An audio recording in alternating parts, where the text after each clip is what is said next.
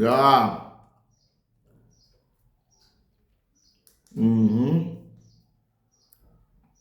Right. Right. Hey, eating manners. Wena inyanga nama-manners. Table manners. Anke etafuleni la. Uyazi ngiyakholisa kanjani. Just to be in front of the world, in front of the people, talking matters of spirituality. I feel alive. And I was happy when I spoke to somebody today and tshela ukuthi no sasikudinga for a reality show or we proposile neMoja Love and Soweto TV siyakufuna, and then we sifuna ukunikeza a season and stuff like that at Moja Love and Soweto TV, one topic on the other TV and other topic content, kind of content on the other. Yazi ngajabula iyo phela lento ngathi mhlabe mbiza le bizokidnap ukuthi hayi sizoveza ukhulume ku TV ku radio. Kodwa this time around ukhuluma nomuntu omdala bengikhuluma naye. Akangikidnapeki manje mbophile. Uyabona ngavele ngiqhamuka ukuthi angikidnape thola njengebhubesi ngenza so. Yeah, ekuluke mbophile manje, mbophe kakhulu. Yeah, ufuna bazi khona mbophile khona. Khona ngenkani madoda mbophile manje. Right bazalwane. Bengike ngakhuluma kakhulu ngendaba zo abortion.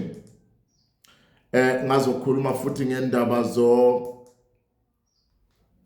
miscarriage. Ne? So right, we have to bear in mind ukuthi kunabanye ongathi mangabe usukhulume kanje uthola ukuthi baba scared, if not scared they end up feeling offended for the fact ukuthi ma uzobamba amanye amaqiniso uzizwa yena senecala of the abortion that took place. No, amanye ama-abortion phela akhozwa ngabantu besilisa, umuntu abandaniwe angabi ne-choice, asisabe nje ukuzala umntwana ozoxakeka ahlupheke and then end up opting for choices which are very hazardous, even painful to her and dangerous to the child within. And ibuye futhi ibe nama conflicts, ibe nama issues spiritually empilweni yakhe, uyabona. So now ngiyanxosa ukuthi mangikhuluma ngalezi ndaba, especially ma iqonde kuwe, don't feel offended. I'm not here to offend anybody.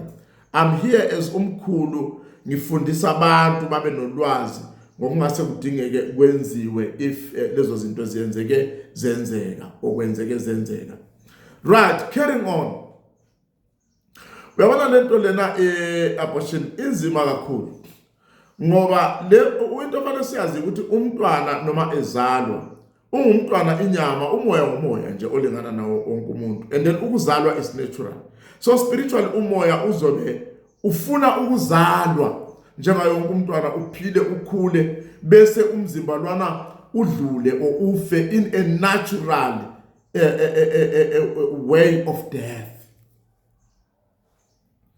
Mayingasenzeki lento sebeba miscarried and then now they claim their birthright, they claim ukuphila babona ilanga bese bengasavuma ukuthi abanye bazalwe ngoba benesikhwele sokuthi bona why are they looked upon as second to best,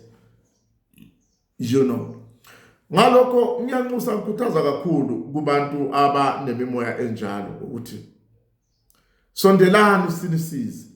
Omunye uthola ukuthi awuyenzanga wena i-abortion, ungenwe ngumoya obe lidlozi kuwe, omuntu onesenzo esinjalo, uzalwe nje ube barren, ingane awusayitholi, sunezinye izici ezithi ingane ngeke usayithola. Omunye nesibeletho esincane, omunye badeclare esibhedlela ukuthi ngeke uzuyithola ingane because of isimo sakho. Omunye bakuthola ukuthi right nje akunalutho, balindele nje ukuthi ngabe sunabantwana 10 15 right nje awunalutho, kodwa at the end of the day akuconceive. Zikhona ke lezo zinto ziyaphila. Ngithe ngizame ukuthi ngibeke ngoba ngikhulumile previous, ngikhuluma nge-abortions and miscarriages. So abanye abantu bayenza very intentionally, ningafili nje offended.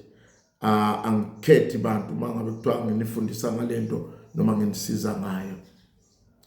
Nginithanda nonke la nikhona.